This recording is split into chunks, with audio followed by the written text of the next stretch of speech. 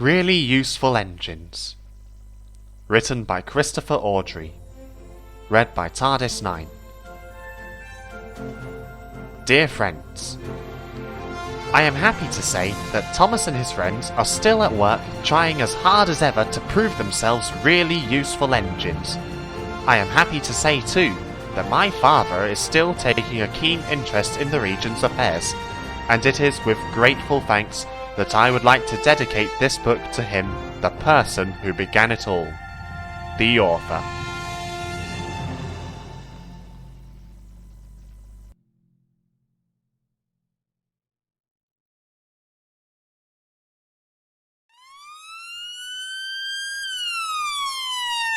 Stop, thief! Thomas stood at Farquhar, the top station of his branch line. He had run around Annie and Clarabelle after the morning journey, and was enjoying a short rest before the run back down the valley. His driver and fireman stood beside his cab talking to the guard, who had brought startling news. "Did you know that the station master was burgled last night?" he was asking. Thomas's driver shook his head. "You don't say," he exclaimed. "I didn't know he had anything worth stealing." "These won cups for gardening," explained the fireman. "All taken, and then the scoundrels had the cheek to pinch his car to carry them away in." "Not that new one he's so proud of," said the driver. The guard nodded, and at that moment the signal rose to show that the line was clear. The driver and fireman climbed into Thomas's cab. The guard blew his whistle, waved his green flag, and got into Clarabelle, and Thomas set off. By the time they were through the tunnel, the train was running nicely.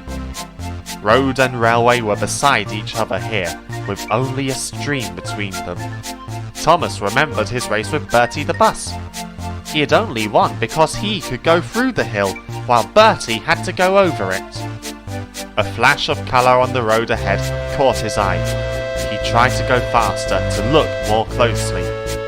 "Steady, Thomas," said his driver. "There's plenty of time." "Can't we get closer to that car?" Thomas panted. "It looks like Stationmasters to me." "Lots of cars look like that," laughed his driver, but he opened the regulator and they began to draw level. There were two men in the car. They waved when they saw Thomas and tried to go faster. "That's the car all right, Thomas," said the fireman, "and those two must be the thieves. But we can't stop them and they'll be gone long before the next station." "We need a pencil, paper, and something to put a note in," said the driver. "We'll throw a message out at the next signal box." Quickly he wrote the note and they put it in the fireman's empty lunch tin.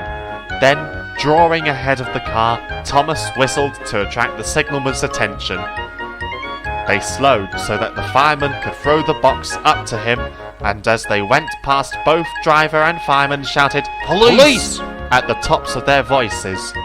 By now, the stolen car had gone well ahead, and Thomas did not see it again.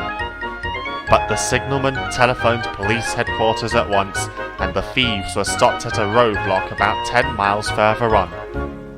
That afternoon, the Fat Controller travelled in Annie to Farquhar. When he got there, he and the Stationmaster climbed onto a porter's trolley.